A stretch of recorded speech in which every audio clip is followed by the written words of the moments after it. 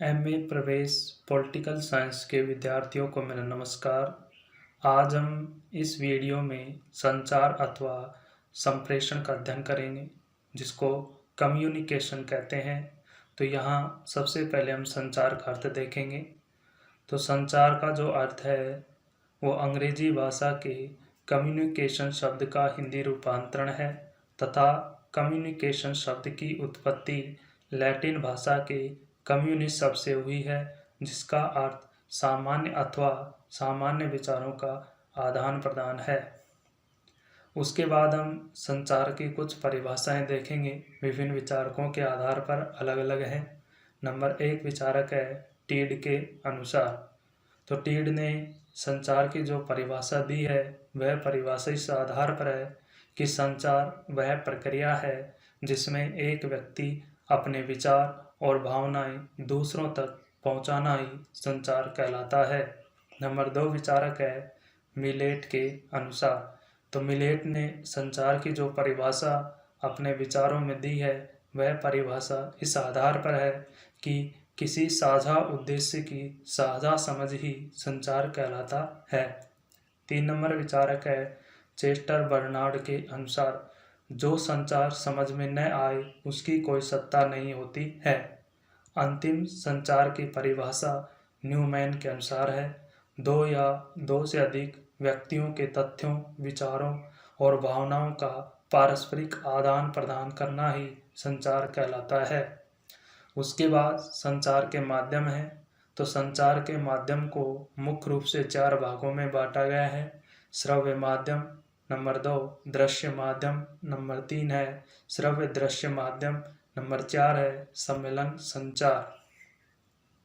उसके बाद संचार के प्रकार देखेंगे, टाइप ऑफ कम्युनिकेशन, जिसमें पहला प्रकार है लिखित संचार, नंबर 2 मौखिक संचार, नंबर 3 औपचारिक संचार। यहाँ पर औपचारिक संचार को मुख्य रूप से 4 भागों में बांटा गया है। पहला है श्रृंखला नेटवर्क, नंबर 2 सितारा नेटवर्क, नंबर 3 वृत्त नेटवर्क, नंबर 4 है सभी मार्ग नेटवर्क। यहाँ पर विद्यार्थियों के लिए इन प्रकार के आगे इनके चित्र भी दिखाए गए हैं ताकि विद्यार्थी इन चित्रों का प्रयोग परीक्षा में करने से अच्छे अंक प्राप्त करेंगे। उसके बाद 4 नंबर है अनौपचारिक संचार, नंबर 5 है उदरगामी संचार, नंबर 6 है अधोगामी संचार, नंबर 7 है समस्तरीय संचार, नंबर 8 है आंतरिक संचार, नंबर 9 है बाह्य संचार।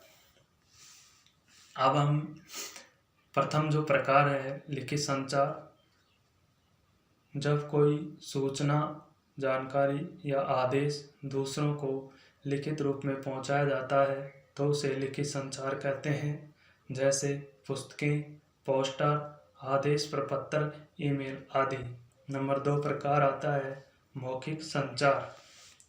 जब सूचनाओं का आदान प्रदान बोलने और सुनने की विधि से होता है तो उसे मौखिक संचार कहते हैं। दैनिक जीवन में संप्रेषण का सबसे अधिक लोकप्रिय और परंपरागत तरीका मौखिक वाद विवाद को ही माना है। इस मौखिक संचार में रेडियो, टेलीविज़न, साक्षात्कार, टेलीफोन आदि आते हैं। नंबर 3 है औपचारिक संचार। औपचारिक संचार नियमों एवं व्यवस्था के अंतर्गत होता है, अर्थात जब सूचना लिखित स्वरूप में दूसरों तक पहुंचाई जाती है तो उसे हम औपचारिक संचार कहते हैं। इस संचार में प्रेषक और प्राप्तकर्ता के सुनिश्चित एवं संगठित संबंध होते हैं। औपचारिक संचार को भी मुख्य रूप से 4 भागों में बांटा गया है, जिसमें पहला प्रकार है श्रृंखला नेटवर्क। इसमें सूचनाएं क्रमिक रूप से ऊपर से नीचे की ओर जाती है। नंबर 2 प्रकार है सितारा नेटवर्क। इसमें सूचना केंद्रीय प्रमुख समूह के सदस्यों को प्रवाहित करता है। नंबर 3 है वृत्त नेटवर्क। इसमें संदेश दाएं से बाएं भेजे जाते हैं। नंबर 4 है सभी मार्ग नेटवर्क। इसमें सभी सदस्य एक दूसरे से सक्रिय रूप से जुड़े होते हैं। नंबर 4 है अनौपचारिक संचार। यह संचार अलिखित होता है।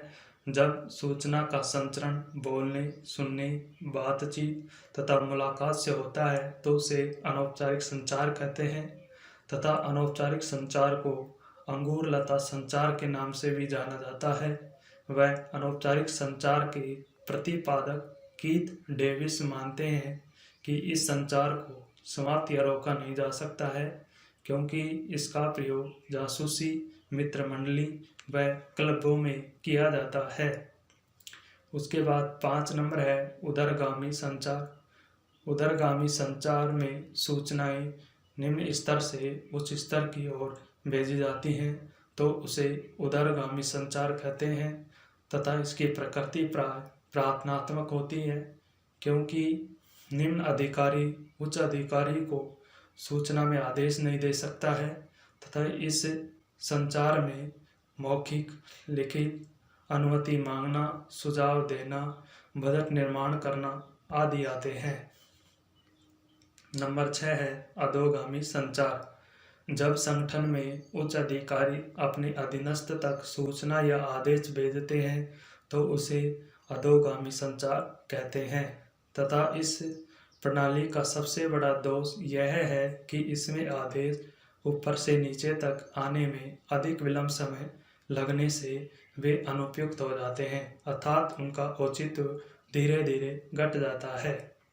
नंबर 7 प्रकार आता है समस्तरीय, जिसको हम क्षैतिज या इधर उधर का संचार भी कहते हैं। इसमें समान स्तरीय कर्मचारी आपस में एक दूसरे के पास संचार या सूचनाएं भेजते हैं तो उसे हम समस्तरीय संचार कहते हैं तथा इस संचार का किसी भी संगठन में समन्वय बनाने व परस्पर निकटता स्थापित करने में बहुत अधिक उपयोग या सहायक के रूप में यह कार्य करता है। नंबर 8 आता है आंतरिक संचार। यह संचार संगठन तथा सेवी वर्गों के बीच के संबंधों पर आधारित होता है।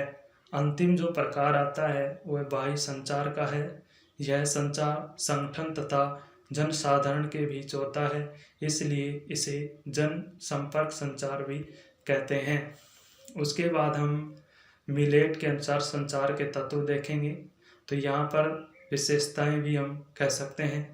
तो मिलेट के अनुसार विभिन्न तत्व या विशेषताएं बताइए एक संचार की या संप्रेषण की, जिसमें पहली विशेषता है कि संचार स्पष्ट तथा संक्षिप्त होना चाहिए। नंबर 2 है संचार भेजने में अनुरूपता होनी चाहिए। नंबर 3 है संचार में सूचना पर्याप्त होनी चाहिए, न अधिक और न ही कम होनी चाहिए। नंबर 4 विशेषता आती है कि संचार वर्तमान होना चाहिए। वर्तमान को हम समसामयिक भी कह सकते हैं। नंबर 5 है संचार में एक रूपता आवश्यक है। नंबर 6 तत्व आता है कि संचार के रूप एवं गुण में कठोरता नहीं होनी चाहिए। नंबर 7 आता है कि संचार स्वीकार करने की सकारात्मक क्षमता होनी चाहिए। ये 7 तत्व मिलेट ने अपने विचारों के आधार पर बताए हैं। उसके बाद हम एक प्रभावी संचार की कुछ विशेषताएं देखेंगे, जिसमें पहली विशेषता है कि संचार का जो उद्देश्य होता है वो स्पष्ट होना चाहिए और यह संदेश भेजने वाले तथा उसे प्राप्त करने वाले दोनों के समझ में आना चाहिए। नंबर 2 है कि संदेश की जो भाषा है वो सरल, आसानी से समझ में आने वाली होनी चाहिए। नंबर 3 विशेषता है कि अच्छा संचार समय पर होता है, क्योंकि उसके जारी होने के स्थान पर भी समय का ध्यान रखा जाता है और प्राप्त होने वाले स्थान पर भी उसकी प्रतीक्षा रहती है। अंतिम जो विशेषता है कि प्रभावी संचार में संदेशों की एक निरंतर श्रृंखला होती है। उसके बाद संचार की कुछ बाधाएं हैं, जिसमें पहली बाधा है कि संचार में प्रथम अवरोध भाषा की जटिलता की होती है। नंबर 2 बाधा है प्रेषक एवं प्रेषित के मध्य की भौगोलिक दूरी भी शीघ्र संचार के मार्ग में बाधक होती है। नंबर 3 है संगठन में कार्यरत कर्मचारियों के मध्य अच्छे एवं मधुर मानवीय संबंधों के अभाव का भी संचार पर प्रतिकूल प्रभाव पड़ता है। नंबर 4 बाधा है कि प्रेषक एवं प्रेषित के मध्य मनोवैज्ञानिक मतभेद उत्पन्न हो जाते हैं, तो वे परस्पर एक दूसरे की बात को सुनना पसंद नहीं करते हैं, जो भी एक बाहरी समस्या का सामना करना पड़ता है इस संचार में। नंबर 5 और अंतिम बाधा है कि संचार की जो तकनीकी बाधा आती है, जिसमें संचार यंत्रों को गलत ढंग से प्रयोग करने के फलस्वरूप ये बाधाएं उत्पन्न होती है। उसके बाद संचार की बाधाओं के निवारण के कुछ हम सुझाव देखेंगे या उपाय देखेंगे, जिसमें पहला उपाय है कि जहाँ तक संभव हो सके संदेश संबंधित व्यक्ति को ही प्रत्यक्ष रूप से दिया जाना चाहिए। नंबर 2 है संदेश की भाषा सरल, सुबोध एवं प्रेषित के बौद्धिक स्तर के अनुरूप होनी चाहिए।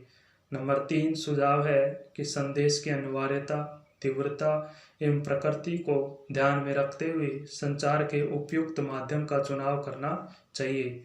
नंबर 4 विशेषता है इसके निवारण की। संगठन के कोई छोटे बड़े सभी कर्मचारियों के मध्य मधुर एवं स्वस्थ मानवीय संबंधों का विकास किया जाना चाहिए, ताकि उनमें कुशल एवं प्रभावी संचार में सहयोग मिलता रहे।